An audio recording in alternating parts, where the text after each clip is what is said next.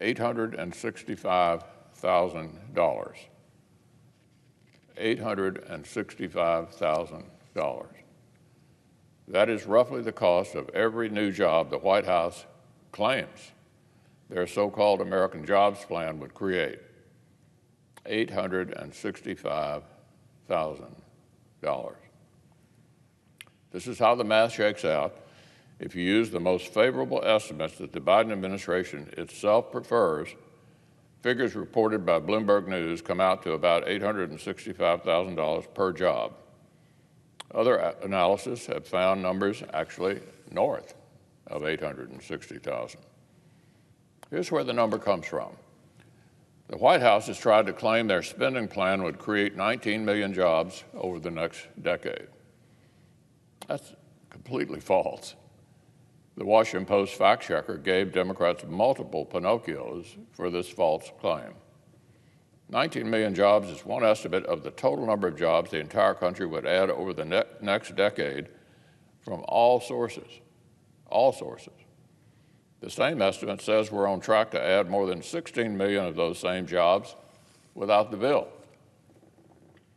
So this proposal to tax, borrow, and spend $2.25 trillion would only create 2.6 million new jobs. And remember, these are the rosiest, best case estimates that the White House itself has been pushing. Now, I know a whole lot of Kentucky entrepreneurs and business owners who could create more than one job if we gave them $865,000 to invest and expand. So, Mr. President, I'm sure you represent a lot of smart people who could turn an $865,000 investment to more than just one job. The awful arithmetic just underscores how disappointing the proposal is.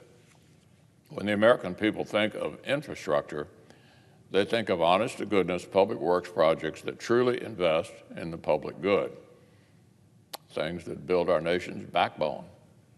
And when Congress tackles real, tangible infrastructure issues in a smart fashion, there's a big, broad, bipartisan support. The 2015 highway bill, the FAST Act, was a huge bipartisan lift that Senator Inhofe and former Senator Boxer hammered out together. I was proud to play a major role in that accomplishment myself. It was the first full 5-year highway bill that Congress had passed in 20 years. And it won 83 votes in the Senate and about the same percentage over in the House. Even more recently, in 2018, the Senate passed America's Water Infrastructure Act 99-1. The new investments in water infrastructure across the country to create jobs, grow the economy, ensure that American families get safe drinking water they deserve, 99-1.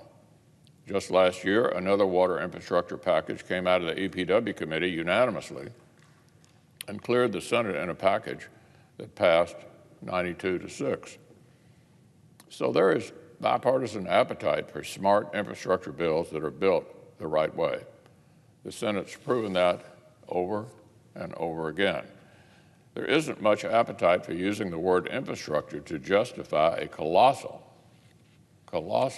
multi-trillion-dollar slush fund for unrelated bad ideas. A Harvard economist and infrastructure expert says, quote, and listen to this, it does a bit of violence to the English language to call this an infrastructure proposal. That's a Harvard economist. An expert at Columbia says big chunks of the proposal are really social spending, not productivity-enhancing infrastructure of any kind. One political analyst wrote, quote, the plan reads like a liberal wish list for everything the left has wanted. Less than 6% of the proposal goes to roads and bridges. Less than 6%.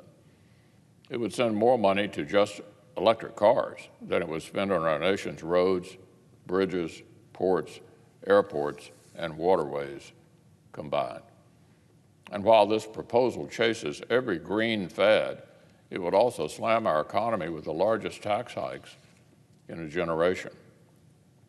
Experts at the Wharton School of Business have projected the plan would decrease GDP, decrease capital stock, and reduce workers' hourly wages 10, 20, and 30 years down the road.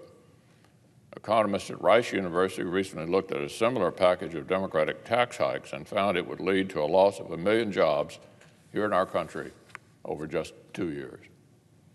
Exactly when American workers are counting on an economic recovery, Democrats want to slap the economy with a massive set of tax increases.